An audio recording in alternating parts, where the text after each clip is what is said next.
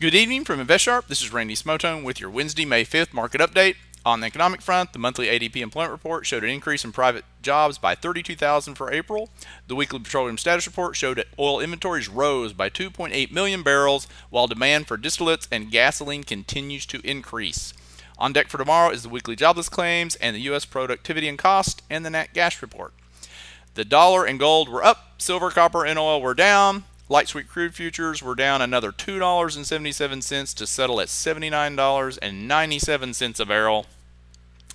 So the dollar ETF UUP, huge gap up, tons of volume. This tells me it might be a chance here that we get a pullback on the dollar, since this is massive all of a sudden. It's just very crowded. So we'll see. Plus it's got some gaps it might need to fill. Let's go look at the West Texas Intermediate Crude Point and Figure chart. We did print a sell signal on oil today. We have a triple bottom breakdown. New price objective on oil 72. Of course, this all depends on news, so we're a very volatile environment. So I don't know if we'll get to 72 or what'll happen, but but we are on a sell signal. Not good, looking good for oil at all. We've even broke this little uptrend line here, so we printed right there. Let's take a look at the Dow. Dow closed down 58 points to 10,868. S&P closed down 7 points to 1,165. NASDAQ closed down 21 points to 2,402. And the Russell closed down 11 points to 698. The Dow held up the best, still closing down 0.54%. And the Russell had the largest percent loss, down 1.57%. So the Dow now that this was pretty strong support here. So this will probably be a resistance on the way back up around the 10,975. Right here for the Dow. These MACDs are still going lower, and then around the 1,180 or so for the S&P. I will note that the NASDAQ, and of course around 2470, somewhere around there for the NASDAQ. NASDAQ is below its 50-day moving average now. That's not good. So it looks like they tried to stop it. It's the 50-day moving average at 2407. Tried to stop it here. So we'll see how that plays out, but typically that's not really excited about being long when the NASDAQ is below its 50, and so is the S&P is below its 50 as well. Let's take a look at the Russell. I want to look at the Russell on the 60-minute chart. I'll note here on the Russell, we have a gap we have not filled yet from April 1st, which would take us down to about 685. I don't know if that's where we're headed, but I would say it's a possibility since there is a gap, and gaps are magnets. So another thing I'm watching on the Russell is, here was the top on the Russell on a 60-minute chart, period, and then we come down, we touch the orange spot, we come across, hit on this side of this other orange line, we've touched here on the orange line, and then we've touched here on the orange line. So this falling wedge, which would be bullish, we could break up, test this, get rejected, and fall again. So I don't know. We may have a move up here, because we are getting really pretty oversold. So it does look like there could be a falling wedge here on the Russell. Something to keep your eye on. Gold, tried to sell it off today, closed higher, still got that 114 for support, looks good. Silver, the downtrend line, using it for support like it did here. So keep your eye on silver, but it's been much weaker than gold. Copper, JJC has been really weak, the copper ETF, but they did buy it back up today. This is about a 78.6 retracement on the Fibonacci from the February. The XLF financials.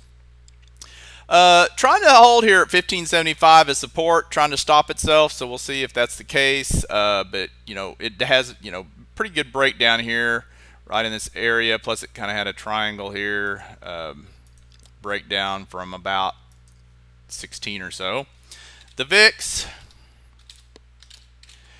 VIX. Breaking out, this channel goes to November 09, and we've broken even higher here. Not as high as we got here. We got up to the 27 mark before, so, and this MACD's way high. It's probably time for the VIX to take a rest and for the market to get a bounce. So keep that in mind. Let's go look at the McClellan oscillator. See how oversold we are getting. Okay, we're at minus 75.14 now, so we are definitely oversold. You know, anywhere in this area here is pretty oversold, and we can get more oversold, but we could definitely get a bounce anytime. So be careful on those. If you're long those inverse ETFs, you probably should take some off, or if you're short stocks, you might be careful there too. Let's go look at the sectors. 2 of the 16 sectors to follow finished in the green today. The internet index had the larger percent gain, up 0.54%. The biotech index was the weakest, down 5.58%. Over to ChartWatch. So of course we've been watching, you know, these inverse ECF dog. Still looking good, a lot of volume here, but I don't think you can keep some on, but just be careful of these bounces because they can be fierce on these, you know, when we sell off like this. SDS still looks good. TWM, the short Russell, still looks good. TZA, triple bear for the small caps is still looking fine. BGZ, large cap bear, triple leveraged, also still looks fine. The FAZ, triple, the financial, still looking good. Looks like it had put a little bit of a hammer here, which could pull back here because that's what it's telling me. We looked at gold. IAG's looking good. IM Gold, it did hold that 17. It tried to sell below it and they bought it back up, so it still looks fine. AEM still looking good, still holding 61. It's 61.25 area. It tried to sell below it, closed it back above it. GG still looks good as long as it holds that 41 area. The real estate operations, we looked at yesterday a bunch of those, the RITs and stuff, they look good. ESS, SLG, it looks good. I had a whole list of them yesterday. I won't go through all of them. Nucor, talked about this one here to watch it, and big volume today, bounced off this 44 area here, and it is still staying within this. I like it if it can break out over 47 with volume, depending on what the market's doing. United States Steel, they bought it today too. You notice here November 09, I talked about this, and so it hasn't lost this trend line yet. As long as it closes above the trend line, still looks fine. Kind of low risk buy point there. CLF, Cliff Natural, this goes back to July 09. They bought it, it went up, bought it. Every time it touches a trend line, they bought it. A huge massive run last time, so guess they bought it today and sent it flying because it hit the trend line again today. It's also got this 52.50 area, so watch this trend line, see if that holds a support. It has so far for quite some time. Home Depot still holding up well as long as it stays in that channel. CSTR, Coinstar still flying higher. IDSA looks real good, broke out higher today. Food stocks looking pretty good. Flowers Foods, nice breakout today. I like the base underneath it. It's looking really good. BNG Foods, BGS, breakout today with the volume. It's looking good. Plantronics has a nice little ascending pattern going here, and its past earnings, it tried to break out today, but then it pulled back. Lots of volume, but you might want to keep it on your radar. New Star Financial broke out higher today with good volume. Boyd Gaming still holding right up in here. Nice little consolidating sideways here. Looks good though. EXR, Extra Space Storage. Past earnings, nice volume, looking good here as long as it holds that trend line. KEI, another one that looks really good, should have support around 850. And of course FFIV we looked at before, as long as it holds that support area. SanDisk still holding up well, still looks good. CHRW holding up really well, looks good as long as it holds that 60. JP Morgan, I like it above the trend line.